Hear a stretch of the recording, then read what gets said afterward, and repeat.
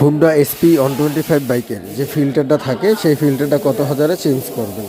এখন এটা হচ্ছে আপনার ফিল্টারের উপরে মানে অ্যাজাম্পশন হবে যে এটা কত হাজারে চেঞ্জ করা যায়। ঠিক আছে, যে এই দেখেন এই যে ফিল্টারটা, এই ফিল্টারটা কিন্তু একদম পুরো ধজাভাঙ্গা এবং নষ্ট হয়ে গেছে। এই ফিল্টারটা যদি লাগানো থাকে তাহলে কিন্তু আপনার হেডে ইঞ্জিন অয়েল উঠবে না। যখনই ইঞ্জিন অয়েল উঠবে না তখনই কিন্তু আপনার বাইকের যে সাউন্ডটা এটা কিন্তু নষ্ট হয়ে যাবে।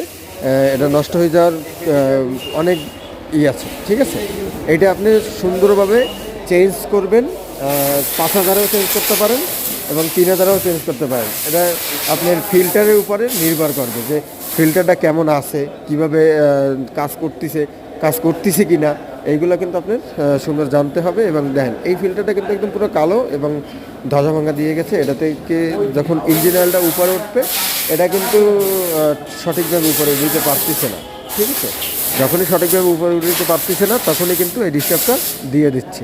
ঠিক আছে, তা এখন কথা হচ্ছে যে এই ফিল্টারটা কত হাজারে চেঞ্জ করব, সেটা হচ্ছে আমি আমার যে সামনে বড় ভিডিও আছে সেই বড় ভিডিওতে আমি বলে দেবো। আমার ইউটিউব চ্যানেলের ভিতরে আসেন, ভিতরে আসলে আপনারা অবশ্যই ডিটেলস পাবেন, ওই জায়গাতে সঠিকটাই আপনারা জানতে পারবেন ইনশাআল্লাহ। তাহলে ভালো থাকেন, আজকে এই পর্যন্তই।